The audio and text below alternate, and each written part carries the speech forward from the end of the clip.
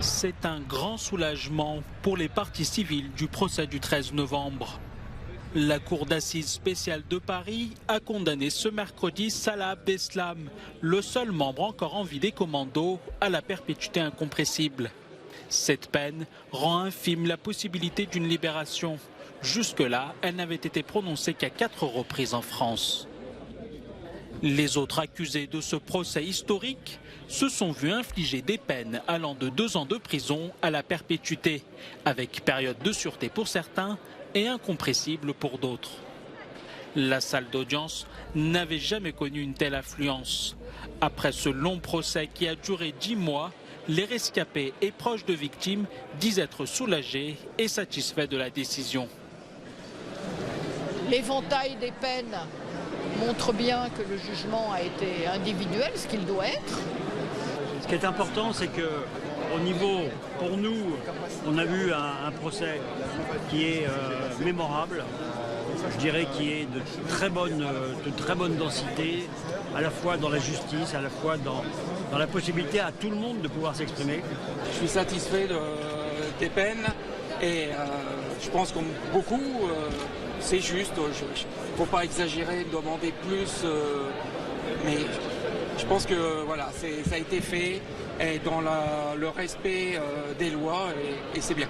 Lundi, je vais retourner au travail. Je pense qu'il va me falloir de longues semaines pour un peu redescendre, pour un peu avancer, pour un peu vivre les choses et puis analyser ce que je viens de vivre. Mais vraiment, ouais, il y a un besoin de retourner à un quotidien normal, réellement. Le 13 novembre 2015, une série d'attentats simultanés ont été perpétrés à Paris et à Saint-Denis. Ces attaques, qui ont traumatisé tout un pays, ont fait 130 morts et plus de 400 blessés. Les images sont impressionnantes. L'Ukraine a publié de nouvelles vidéos filmées par des caméras de surveillance qui auraient capturé le moment où un missile russe frappe le centre commercial de la ville de Kremenchuk. L'attaque a fait une vingtaine de morts et des dizaines de blessés. Ces images se déroulent dans un parc adjacent. Les débris volent. Les gens paniqués tentent de se mettre à l'abri. Quelques heures plus tôt, Volodymyr Zelensky a publié une autre vidéo dans laquelle on peut voir un missile détruire un bâtiment et provoquer un incendie. Moscou a d'abord soutenu que le feu avait été causé par l'explosion d'un entrepôt contenant des armes fournies par l'Occident. Suite à la diffusion de ces vidéos, la porte-parole du ministère russe des Affaires étrangères a encouragé la société occidentale à s'interroger sur les raisons qui poussent leur régime à fournir des armes à proximité d'un centre commercial. Pendant ce temps, dans l'est de l'Ukraine, les troupes russes tentent d'encercler complètement Lysychansk. C'est la dernière poche de résistance ukrainienne dans le Donbass. Selon le ministère britannique de la Défense, la progression russe reste modérée devant la résistance acharnée de ces combattants ukrainiens. Mais la guerre ne se limite pas au Donbass. Les bombes continuent de tomber sur des villes clés telles que Kharkiv ou Mykolaïv. Le nombre de victimes civiles augmente inlassablement. Au moins 4 personnes ont été tuées ce mercredi à Mykolaïv lors du bombardement de plusieurs maisons.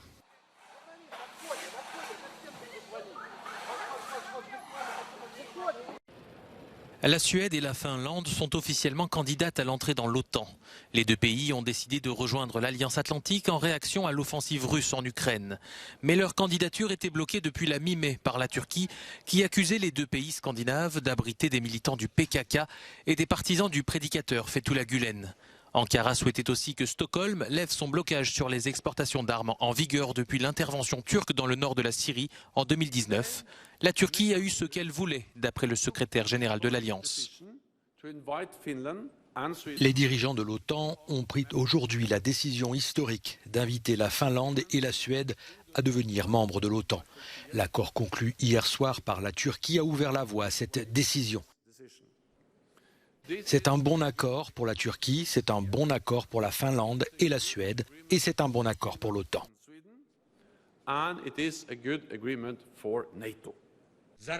Mais ce sommet de l'OTAN était surtout l'occasion de réaffirmer le soutien de l'Alliance à l'Ukraine. Volodymyr Zelensky est intervenu pour demander un soutien militaire et financier accru. L'Ukraine peut compter sur nous aussi longtemps qu'il le faudra.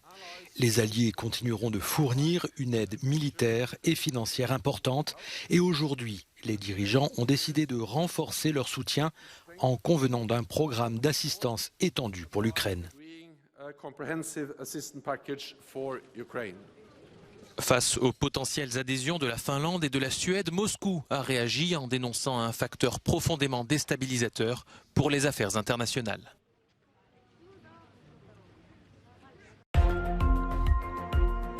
La Commission européenne a proposé mercredi d'interdire dans les 27 pays de l'UE la vente des versions aromatisées du tabac chauffé. Ce nouveau produit est commercialisé sous forme de bâtonnet pour concurrencer les cigarettes électroniques. Une fois chauffé et inhalé, il est susceptible d'être nocif pour la santé. La proposition ne concerne pas les cigarettes électroniques et les e-liquides. Grève, retard, manque de personnel. Dans ces conditions, le ciel européen rencontre des difficultés. Daniel fait partie de ces victimes en Belgique. Son déplacement, au début du mois à Vérone en Italie, s'est transformé en cauchemar lorsque son vol a été annulé sans la moindre explication.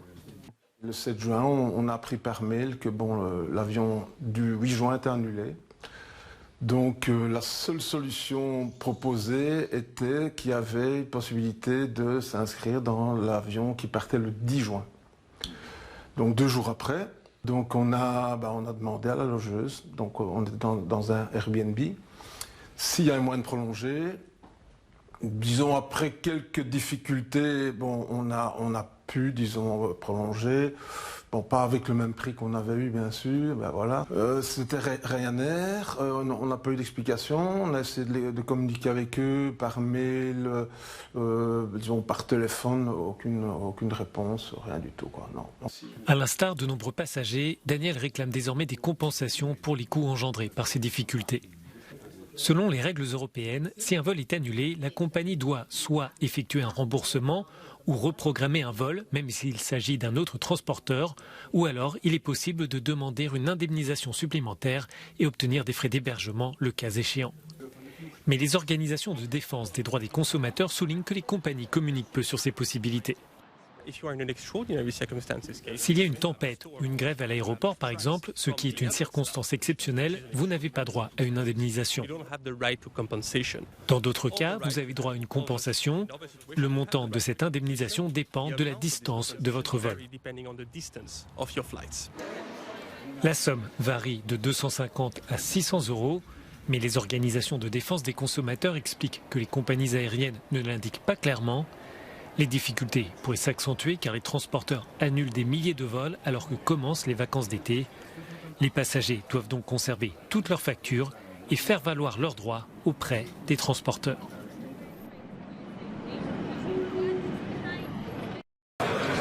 L'accord est conclu. Les États membres de l'Union européenne ont approuvé la fin, en 2035, des voitures et des utilitaires à moteur thermique. Dans 13 ans, la vente des véhicules à essence et diesel sera interdite. L'annonce semble convaincre les citoyens, mais soulève aussi quelques questions.